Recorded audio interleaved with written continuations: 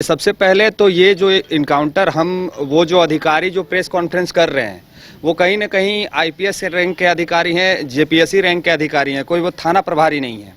और उनका जब आप स्टेटमेंट को, उनका जो प्रेस कॉन्फ्रेंस है, जब आप उसको बारीकी से समझिएगा तो उन्होंने ही खुद सारा चीज़ का खुलासा कर दिया है। वो कह रहे हैं कि हमने सूर्य नारायण हांसदा को देवघर से गिरफ्तार किया। ये पूरे झारखंड की जनता को समझने का चीज़ है। उन्होंने सूर्य नारायण हांसदा को देवघर से गिरफ्तार किया, सपोज दैट 10 तारीख को, और उनका इनकाउंटर 11 तारीख के रात में 1 बजे होता है।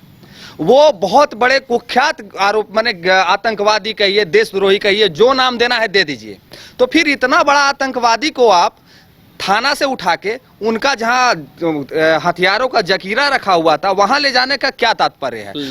और अगर आप ले जाते हैं, जबकि देवघर से ललमटिया का जो दूरी है लगभग 110 किलोमीटर है, तो 110 किलोमीटर आप कोई आतंकवादी को उठा के ले जा रहे हैं और उसका हाथ बांधे हुए हैं, उसका पैर बांधे हुए हैं, उनकी पत्नी जो है वो बता रही है कि वो टाइफाइड से ग्रसित है, उनका बेलोर से इलाज चल रहा है। तो वो व्यक्ति इतना ताकत और शक्तिशाली कैसे हो गया कि वो हथियार भी आपसे छीन लिया, अपना रस्सी को भी खोल लिया और आपका हथियार छीन के आपके ऊपर फायरिंग भी कर दिया और वहां से भागने में सफल भी हो गया। उसके बाद वहां पे सूर्य नारायण हांसदा जो है, उनके जो समक्ष जो उनके मित्र हैं वो वहां आ जाते हैं और पुलिस प्रशासन पे उधर से फायरिंग शुरू हो जाती है। और जब उधर से फायरिंग शुरू हो जाती है तब पुलिस कार्रवाई में गोली चलाती है और उस कार्रवाई में सूर्य नारायण हांसदा को छाती पे गोली लगती है और वो ढेर हो जाते हैं। और इसकी जब पुष्टि वो कब करते हैं? रात्रि में पुष्टि नहीं होती है, ये पुष्टि कब करते हैं? अगले दिन सर्च अभियान में वो पुष्टि करते हैं कि यहां पे सूर्य नारायण हांसदा का बॉडी पाया गया है। तो ये एक बात प्रशासन को और क्लियर करना चाहिए,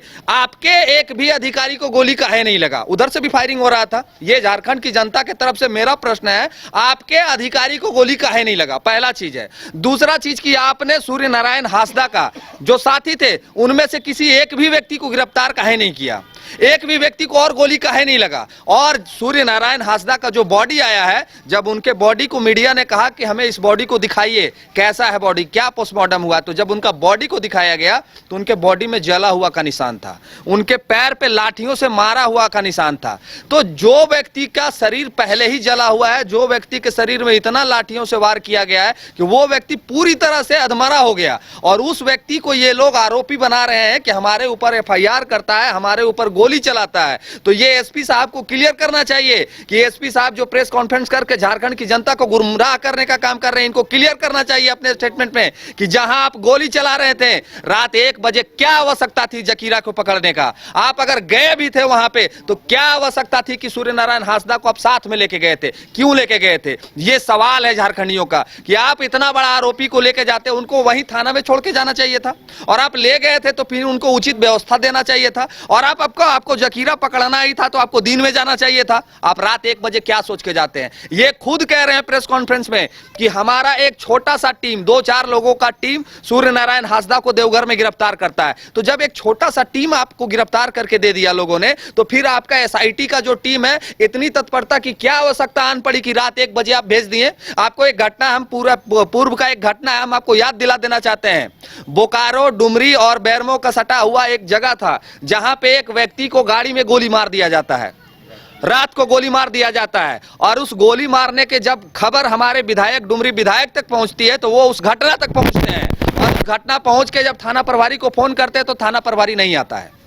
थाना प्रभारी नहीं आता है, यहां पुलिस प्रशासन मर जाती है। यहां पुलिस प्रशासन को नहीं दिखता है कि गोली चली है, और पुलिस प्रशासन हथियार को पकड़ने के लिए रात 1 बजे चली जाती है। तो ये झारखंड की जनता को ये पुलिस प्रशासन भी गुमराह करने का काम कर रही है, और ये सरकार पता नहीं कैसे लोगों के हाथ में सौंप दी है प्रशासन व्यवस्था को। यहाँ मंत्री के जमीन में बुलडोजर चल रहा है। आप सुने कि कोई मंत्री के जमीन में बुलडोजर चल रहा है? बड़का गांव में मंत्री जी के जमीन में बुलडोजर चल रहा है। एनटीपी से आए दिन जमीनों को लूट रहा है। तो सरकार कौन किसकी अबुआ सरकार है? ये प्रश्न झारखंडी कर रहे हैं, ये आदिवासी मूलवासी कर रहे हैं। अब सूर्य नारायण हांसदा जी पे जो भी केसें थी, जितनी भी केसें थी, वो कौन किया था केस? सारी ईस्ट इंडिया कंपनी जो है वो किया था। एनटीपीसी, ईसीएल, फलना, अडानी, ढकना, जितना कंपनी है उनका केस था उनके ऊपर। तो जब केस करने वाले लोग कंपनी के हैं तो केस तो हमारे ऊपर भी है, केस तो इनके ऊपर भी है। हम भी कल मगध से आए हैं, मगध में हमारे ऊपर भी एफआईआर हुआ है, इनके ऊपर भी एफआईआर हुआ है। तो क्या प्रशासन हम लोग को चिन्हित करके एक एक करके सबको गोली मारेगी? तो हम कहते हैं इस मीडिया के समक्ष और ये पूरे झारखंड की जनता को कहते हैं कि आपको परेशान होने की आवश्यकता नहीं है, आपको विचलित होने की आवश्यकता नहीं है। आप लोग एक लेटर पैड में जारी कर दीजिए आदेश कि जितना आंदोलनकारी बनना है, जितना क्रांतिकारी बनना है, मोराबादी का यहाँ बगल में ग्राउंड है, इस ग्राउंड में सारे लोग उपस्थित हो जाइए। हम लोग लाइन से खड़ा हो जाएंगे और हम कहते हैं ऑन कैमरा कि पुलिस प्रशासन को सामने खड़ा करके हम लोग सबको गोली मार दीजिए। ये उग्रवादी नाम देके, आतंकवादी नाम देके मरने से अच्छा है कि आप हम लोग खड़ा हो जाते हैं। जितना आंदोलनकारी है, जो भी है, कहीं ना कहीं तो आंदोलन कर रहा है, आवाज उठा रहा तो वो आंदोलनकारी है, सवाल पूछ रहा तो आंदोलनकारी है, जन समस्या को लेकर किसी भी तरह का प्रश्न कर रहा तो आंदोलनकारी है। तो आप आतंकवादी हमको बना दें, आप हमको देशद्रोही बना दें, उससे अच्छा है कि आप हमको कह दीजिए, हम स्वतः समर्पण कर देते हैं और गोली मार दीजिए। घर रहने का मकान भर नहीं, ये खुशियों की तिजोरी है। दरवाजे पर दस्तक देता पड़ोस, खिड़कियों से उमड़ आता आसमां, तारों में उलझी ऐसी ना जाने कितनी दास्तां। कहती हैं चले डायमंड सिटी, एक सफर हम सफर के साथ अपने घर तक। Diamond city, life long bonding, 500 से ज्यादा खुशहाल डायमंड परिवार। जल्दी करें, सिर्फ 200 फ्लैट बाकी। आज ही बुक करें अपना आशियाना।